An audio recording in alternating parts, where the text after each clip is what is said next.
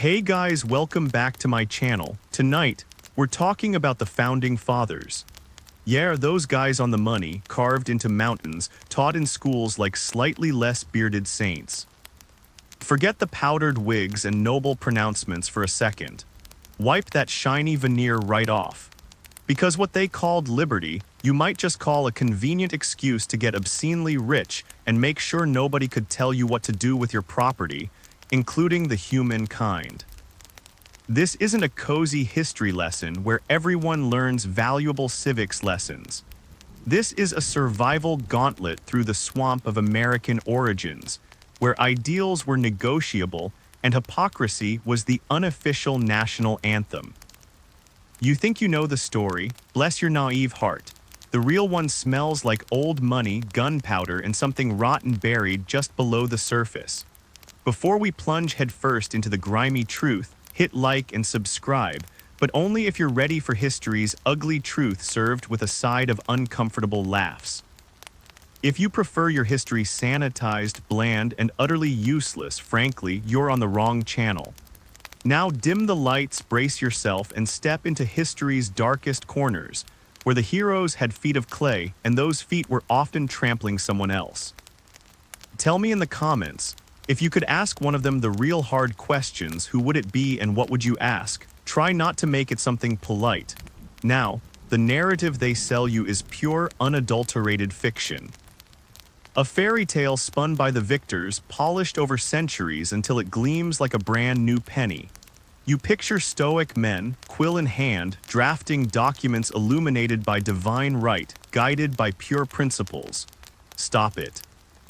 You're embarrassing yourself. Picture instead a room full of ambitious, often deeply indebted landowners, lawyers, and merchants, all with a vested interest in flipping the table on their British overlords. Why? Taxes, yes. But more importantly, so they could be the ones in charge of the racket. So they could accumulate more land, more wealth, and wield more power without some distant monarch taking a cut, or worse, telling them to behave. They called it independence. For them, it was the ultimate leveraged buyout. Many of these noble gentlemen were already sitting on mountains of debt, the kind of debt that makes you sweat through your silk waistcoat. George Washington. Land speculator extraordinaire, always looking to expand his holdings. Thomas Jefferson. Brilliant mind, eloquent writer, perpetually broke and deeply reliant on the enslaved labor that worked his sprawling plantations. These weren't just men of ideas, they were men of property, and the protection and expansion of that property was the engine driving their revolution. Liberty for all, sure, eventually, maybe. If you weren't poor or black or indigenous or a woman, details, consider the land. Oh God, the land.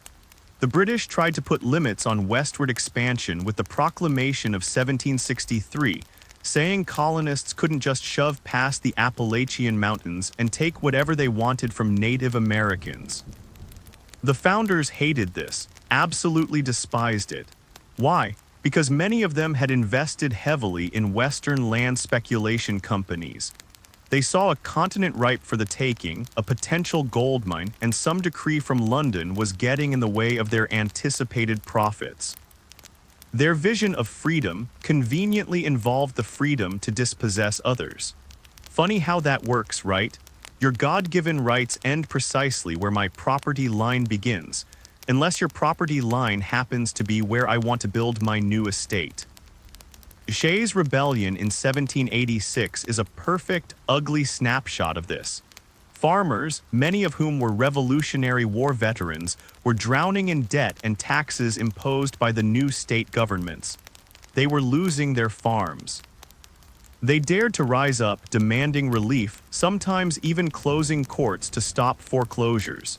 How did the esteemed founders react to these champions of liberty taking action against oppressive economic policies? They freaked out. Hard. Men like Washington and Adams saw it as anarchy, a terrifying threat to property rights and the established order they had just fought to create, an order that disproportionately benefited them and their class. They didn't see struggling citizens, they saw a mob threatening their investments. The response, crushing the rebellion with military force. The message was crystal clear: protest against a distant king is patriotic. Protest against us is treason. Think about that for a second. They just fought a war against perceived tyranny, only to turn around and crush their own citizens for protesting economic hardship. It's almost poetic in its cynicism. The revolution wasn't just about abstract ideals. It was about who got to make the rules, who got to collect the taxes, and who got to get rich off the spoils. And the guys who ended up in charge. They weren't planning on sharing. The ink on the Constitution wasn't even dry before they were reminding everyone exactly who was in charge now and whose rights really mattered. You're still breathing? Good, don't get comfortable. The financial shenanigans were just the appetizer. Because when you're building a nation based on the idea that you are in charge, you also need to establish exactly how you handle disagreements among the ruling class. And in the world of the Founding Fathers, sometimes, the best way to settle a political or personal insult wasn't with a strongly worded letter. It was with pistols at dawn. Ah yes, the honor code. Because nothing says building a stable republic like two grown men, leaders of the fledgling nation, agreeing to shoot at each other because one felt the other had been ghastly rude. This wasn't some Wild West free-for-all, this was a ritual. A deadly, absurd dance dictated by rigid rules of etiquette. You didn't just whip out your pistol, there were seconds, challenges, formal responses. It was all dreadfully civilized right up until someone caught a ball in the gut. This was how gentlemen settled things when a public insult, a perceived slight, or political rivalry got too heated. And trust me, things got very heated. These men were ambitious, thin-skinned, and absolutely convinced of their own rectitude. When that rectitude was questioned, when their honor was impugned, well, suddenly all that talk about reasoned debate and democratic processes went right out the window. Time to load the flintlocks. The most famous example, of course, is the fatally theatrical encounter between Alexander Hamilton and Aaron Burr in 1804. Hamilton, the hyperarticulate, perpetually controversial former Treasury Secretary. Burr, the Vice President of the United States. Think about that. The actual vice president decided the best way to deal with a political rival who had badmouthed him for years was to meet at dawn in Weehawken, New Jersey, a notorious dueling ground across the Hudson from New York City. Hamilton allegedly fired into the air or missed wildly. Historians still debate, but let's go with the more dramatic interpretation. While Burr took careful aim and shot Hamilton right above the hip, the wound was mortal. The architect of America's financial system died in agony the next day. This wasn't an isolated incident. Duels were common. Button Gwinnett, a signer of the Declaration of Independence, died after a duel in 1777 following a military dispute. Andrew Jackson, who'd become president, participated in multiple duels throughout his life, famously killing Charles Dickinson in 1806 despite taking a ball near his own heart, a ball that remained lodged there for the rest of his life, a charming souvenir of his commitment to honor. These weren't back-alley brawls. They were affairs of state, settled with lethal intent by the very men designing the state. The sheer, unadulterated hypocrisy is breathtaking, isn't it? They were crafting laws, establishing courts, and debating the separation of powers, all while reserving the right to opt out of the legal system entirely if someone hurt their feelings enough to demand satisfaction via bloodshed. Your life could be forfeit not for a crime against the state, but for a perceived insult to a politician's ego. It's the ultimate expression of privilege. The rules are for you. We gentlemen have our own way of handling things, and it involves pistols. This culture of violence wasn't just confined to dueling grounds, of course. It seeped into the very fabric of the society they built. While these men were risking their lives over words, They presided over a system that inflicted violence on a massive, unimaginable scale against others. The casualness with which they were willing to end a peer's life over honor pales in comparison to the systematic brutality they sanctioned against enslaved people, whose lives were treated as property, subject to beatings, separation from family, and death with absolute impunity from their owners, many of whom were, you guessed it, founding fathers. You think Hamilton and Burr facing off was intense? Try being an enslaved person under the absolute power of a founding father who saw you as nothing more than labor, a commodity to be bought, sold, or punished at will. Your honor wasn't even a concept worth acknowledging, let alone defending with a pistol. Your life was cheap, cheaper than the gunpowder used in a duel, cheaper than a landed gentleman's ruffled shirt. The violence of the duel, ritualized and contained within the elite, was a distorted mirror of the omnipresent, brutal violence inflicted upon those deemed less than human by the very same men. Survived that dose of upper-class absurdity? Good. Because while they were busy settling their squabbles with firearms, the real horror show was happening just off stage, and it involved millions of people deemed inconvenient to the grand project of American expansion. You thought the duels were bad. We haven't even started talking about the land. Ready for worse? The shadows are waiting. Because while the gentlemen were busy preserving their honor one bullet at a time, the real estate market was booming. And the currency wasn't just pounds or dollars, it was blood. You see, this grand experiment in liberty and property rights had a fundamental problem. Other people already lived on the property they wanted. Millions of people, belonging to hundreds of distinct nations and cultures, who had been living on this land for millennia. But in the eyes of many founders and the settlers they represented, these people weren't just inconvenient tenants. They were obstacles, savages, heathens, anything but rightful landowners with inherent rights. The stated ideals of the revolution life, liberty, property, suddenly became very flexible when applied to anyone who wasn't a white, landowning male. Your right to life, conditional on you not occupying land we want. Your liberty. Non-existent if you're an indigenous person standing in the way of progress. Your property, that's our property now by divine right, manifest destiny, or the simple fact that we have more guns and less compunction. The ink on the treaties wasn't even dry before they were being violated. Treaties weren't seen as sacred agreements between sovereign nations. They were temporary delays, tactical maneuvers to buy time until the settlers were numerous and powerful enough to simply take what they wanted. The language used was deliberately dehumanizing, designed to justify the unjustifiable. Native peoples weren't just being moved, they were being removed, civilized, or simply disappearing as the frontier pushed ever westward, a relentless, violent tide. Take the attitude towards land ownership itself. European concepts of individual property ownership, fences, deeds, exclusive rights were utterly alien to most Native American cultures, where land was often viewed as communal or held in trust for future generations, not a commodity to be bought and sold.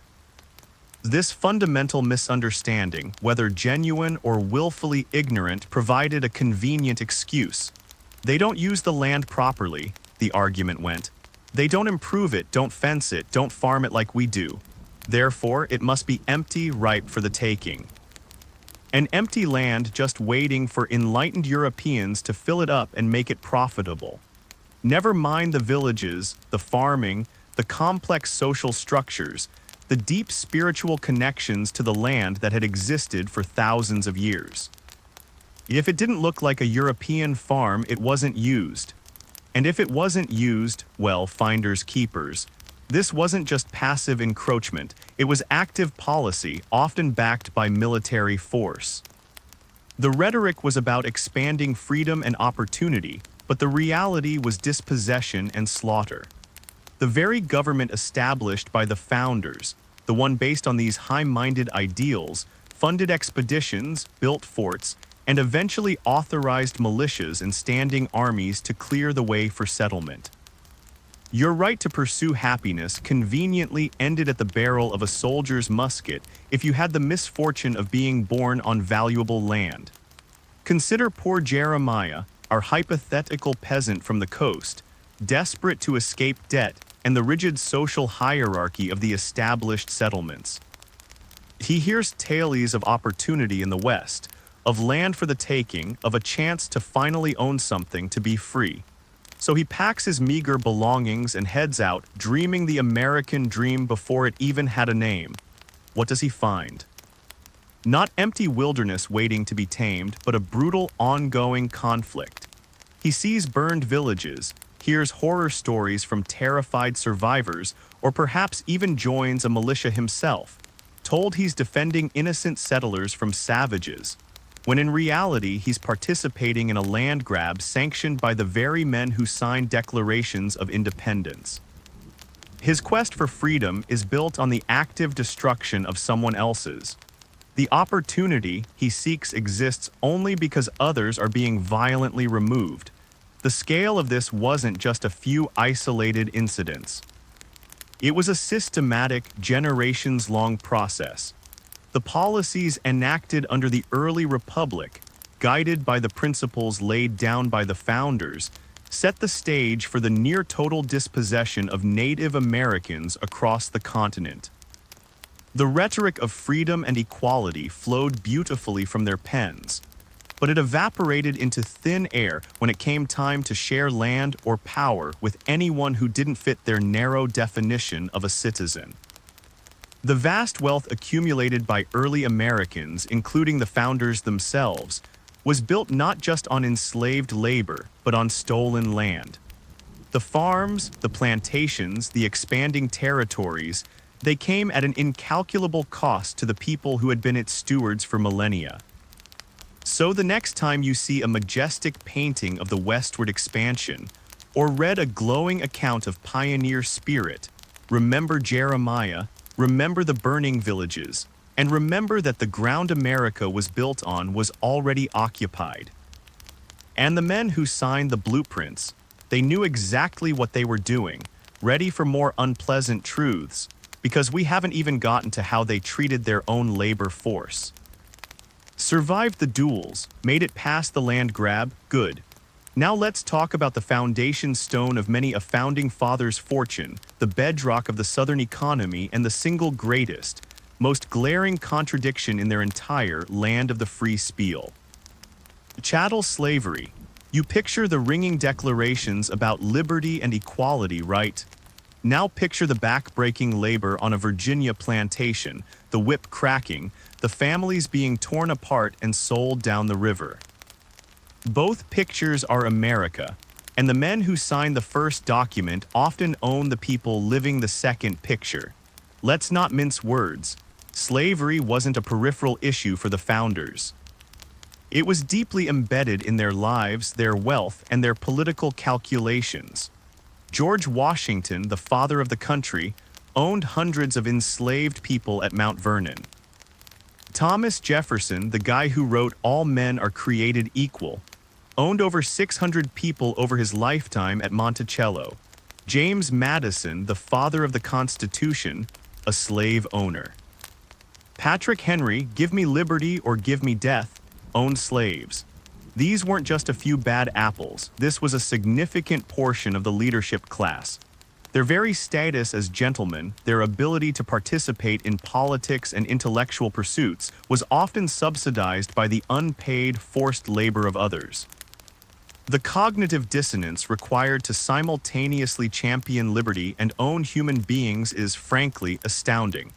Or maybe it's not dissonance at all, but simply the brutal clarity of their definition of men and people. If you weren't white and male, your unalienable rights were, apparently, eminently alienable. They spoke of freedom from tyranny while acting as absolute tyrants over the lives of others. They feared being reduced to slaves of the British Crown while holding actual people in chains. You can almost hear the universe groaning under the weight of such hypocrisy.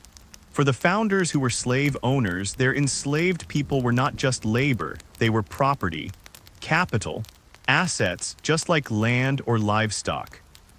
This perspective was enshrined in law and custom, and it was absolutely fundamental to their concept of a society based on property rights. Your right to own property was sacred, and for many, the most valuable property they owned was human. Any threat to that property, whether from abolitionist ideas or, God forbid, an enslaved person running away or rebelling, was seen as a threat to the social order itself. This fear of rebellion of the enslaved population rising up against their oppressors was a constant, gnawing anxiety, particularly in the southern states. The very presence of millions of people held in bondage, people who had every reason to hate their captors, created a climate of fear and paranoia. This fear shaped laws, fueled the slave patrols, and influenced political compromises made during the drafting of the Constitution compromises that explicitly protected the institution of slavery. Like the infamous 3/5 Compromise, which counted enslaved individuals as 3/5 of a person for representation purposes, boosting the political power of slaveholding states while denying those same people any rights. Remember Jeremiah, our struggling white farmer or laborer. His life was hard, dictated by the seasons, the market, and the demands of landowners or employers. He might be poor, indebted, lacking formal education, subject to the whims of the gentry. But he had one fundamental difference from an enslaved person. His person wasn't owned. He could, in theory, move, negotiate, eventually perhaps acquire property, vote, if he met the requirements. His struggles, however severe, existed within a framework of basic legal personhood. An enslaved person existed entirely outside that framework. Their bodies, their labor, their families, their very lives were subject to the absolute control and capricious violence of another human being. Jeremiah's lack of freedom was economic and social. The enslaved person's lack of freedom was total. The founders' willingness to tolerate, protect, and participate in this system isn't just a stain on their legacy. It's a gaping wound at the heart of the nation's founding. It reveals that their soaring rhetoric about liberty had a hard, brutal limit. Freedom was a privilege reserved for a select few, built upon the systematic oppression of many. The revolution may have been fought for the right to self-governance and economic opportunity for the colonies, but for millions already living within those colonies, it simply meant a change of oppressors, from a king across the ocean to masters living next door. Feeling uncomfortable yet? Good, you should be. Because the story of the Founding Fathers isn't just about the documents they drafted. It's also about the systems of power and oppression they either created, maintained, or failed to dismantle. And believe me, the legacy of those systems is still very much with us. Ready for the final plunge into the unsettling truth? Continue.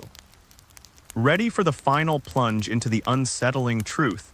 Because we've seen the debt, the duels, the dispossession, and the dehumanization. Now let's look at the machine they built and how they built it. You imagine the Constitutional Convention as a room filled with brilliant minds debating noble principles, right? Wrong. Imagine a room full of exhausted, bickering politicians, sweating in Philadelphia's summer heat, fueled by lukewarm beer and cold, hard self-interest. The document they produced wasn't handed down from on high. It was hammered out in a messy, often cynical process of negotiation, compromise, and backdoor deals. Think about the compromises. The Great Compromise giving states equal representation in the Senate and proportional representation in the House.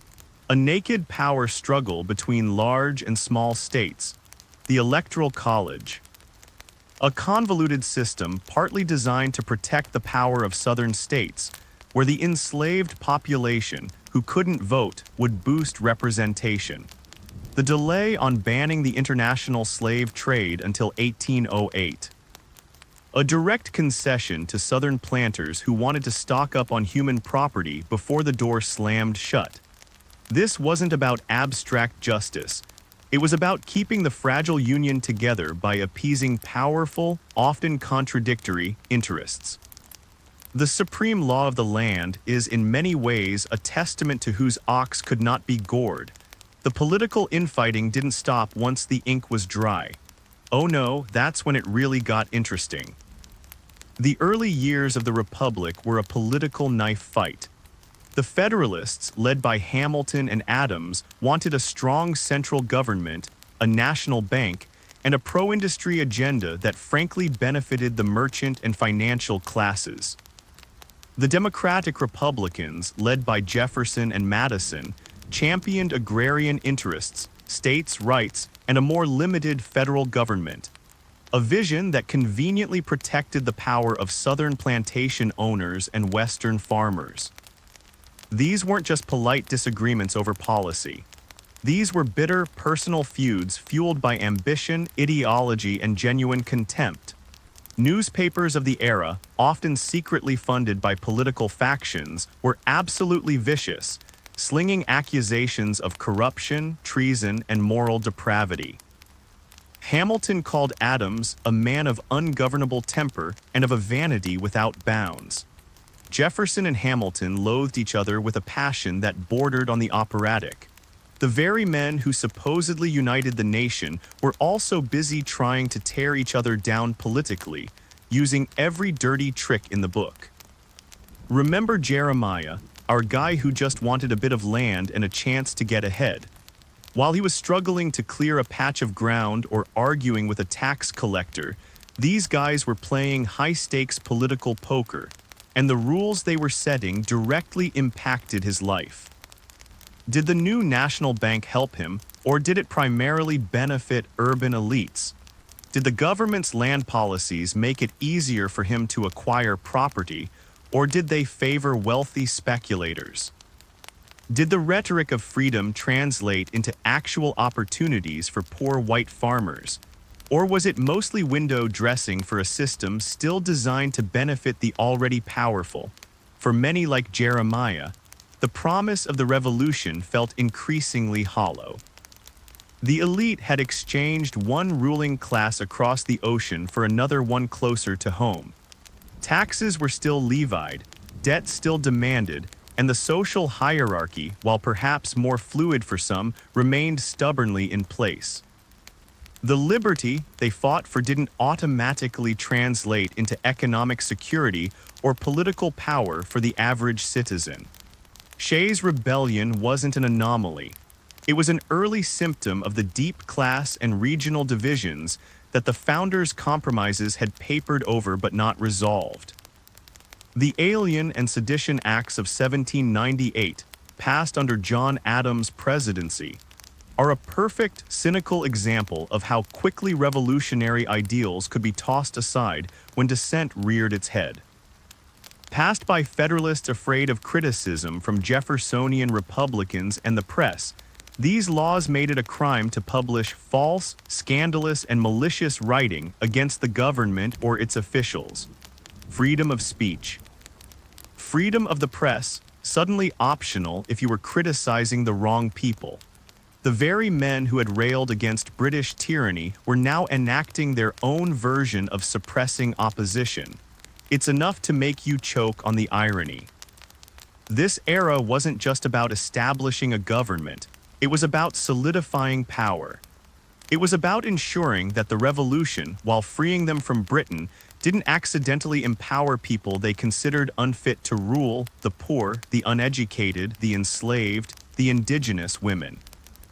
The system they created, with its checks and balances, its compromises, and its inherent biases towards property and established interests, was designed to prevent too much democracy, too much upheaval, too much change that might threaten their position at the top of the heap.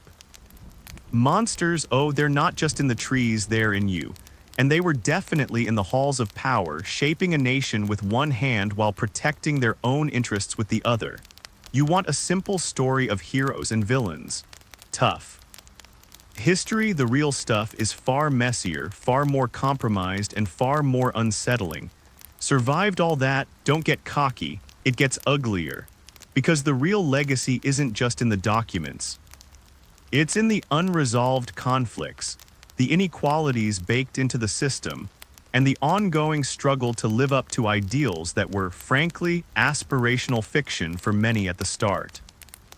Survived all that, don't get cocky, it gets uglier. Because the machine they built, this rickety contraption of compromises and contradictions, didn't just stay in the 18th century. It rolled forward, carrying all its flaws and hypocrisies right into the future. The unresolved issues, the ones they punted down the road or actively enshrined in law, became the nation's enduring nightmares. Slavery, for instance. They couldn't agree on how to deal with it fundamentally, so they kicked the can, protected it constitutionally, and hoped it would somehow just go away. Or maybe they just hoped it would remain confined and manageable, a necessary evil for the Southern economy. But evil rarely remains manageable. The compromise that allowed slave states disproportionate power, that treated human beings as property, festered for decades. It grew. It spread thanks to that stolen land we talked about, and eventually it ripped the nation apart in a brutal civil war. All those eloquent speeches about liberty, they eventually drowned in the blood of 500,000 men fighting over whether those words applied to everyone, or just the people the founders decided they applied to. The price of their necessary compromise was catastrophic, and the land, oh the land.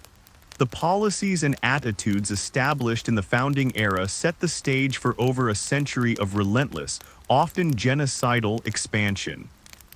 The idea that the continent was America's for the taking, that Native Americans were doomed to disappear in the face of civilization, didn't fade after the founders were gone.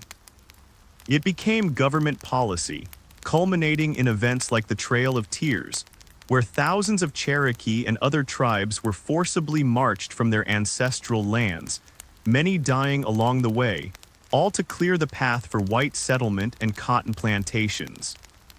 This wasn't a deviation from the founders' vision. For many, it was the logical conclusion of it. Your right to happiness, remember, it just needed some prime real estate. The economic system they put in place, too, reflected their priorities. While some founders genuinely worried about inequality, the structure favored capital, protected property rights above almost all else, and created opportunities that were anything but equal. The farmer like Jeremiah, if he managed to get some land, was still vulnerable to market fluctuations, debt, and the power of larger landowners or merchants. The industrial age that followed built immense fortunes for a few, often on the backs of low-wage labor, repeating the pattern of the powerful accumulating wealth while others struggled. The land of opportunity was paved with gold for some, and with backbreaking labor and limited options for many more. The mythology, though, that's the powerful bit. The deliberate crafting of a narrative of exceptionalism, of pure motives, of a nation born solely of noble ideals. It's a beautiful story. It's also a convenient lie. It allows you to overlook the ugliness, the self-interest, the sheer brutality required to carve a nation out of a continent already inhabited, on a foundation built, quite literally, by enslaved hands. It allows you to pretend that the inequalities, the racial injustices, the economic disparities of today aren't baked into the very origins of the country, but are somehow recent aberrations. They called themselves enlightened. They spoke of the rights of man, and then they went home to their plantations, signed laws that dispossessed indigenous peoples, and dueled each other over perceived slights. The legacy is not a pristine monument to liberty. It's a complex, bloody inheritance. It's a reminder that even the most celebrated historical figures were flawed, compromised men, deeply embedded in the prejudices and power structures of their time. Their ideals were potent, yes, powerful enough to launch a revolution. But they were also selectively applied, cynically negotiated, and often brutally denied to anyone who didn't fit the mold of the people who wrote them down. So where does that leave you? It leaves you with the truth. Uncomfortable, isn't it? The shiny story is a distraction. The real history is a challenge. A challenge to look past the myths, to see the brutal realities, and to understand that the struggles for equality, for justice, for a truly inclusive liberty aren't some new radical idea. They are, in fact, the ongoing, unfinished business of a nation founded on magnificent words and terrible, terrible compromises. Think you understand now? Good, don't just nod along. This history isn't just about them. It's about the country you live in, the systems you navigate, the stories you've been told. And sometimes, the most patriotic thing you can do is look unflinchingly at the ugly truth. Ready for the gut punch ending, there's no comfort left. You came looking for heroes, maybe, for a reassuring narrative about how it all started pure and true before things got complicated. Tough. You found debt, duels, the stench of stolen land, and the clank of chains. You found men who spoke of divine rights while committing very earthly wrongs. They gave you words, grand, beautiful, revolutionary words. They declared independence, wrote constitutions, crafted systems of government. And while you were reading the elegant script, they were counting their property, crushing rebellions, displacing populations, and settling their personal scores with gunfire. They built a mansion of ideals on a foundation of hypocrisy, violence, and selective application of their own principles. There is no comforting takeaway here. No neat package that explains away the contradictions or softens the brutality. The truth isn't a balm, it's a scar.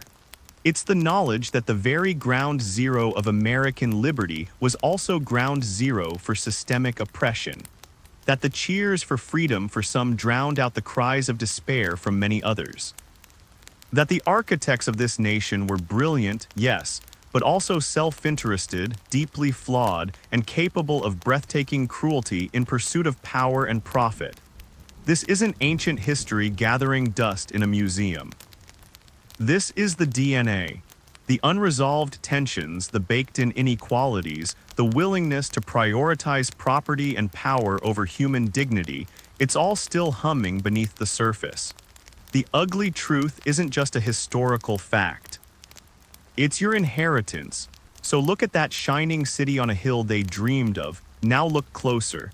See the shadows, see the cracks. They're not flaws in the design, they were part of the blueprint, and nobody's coming to make it feel better.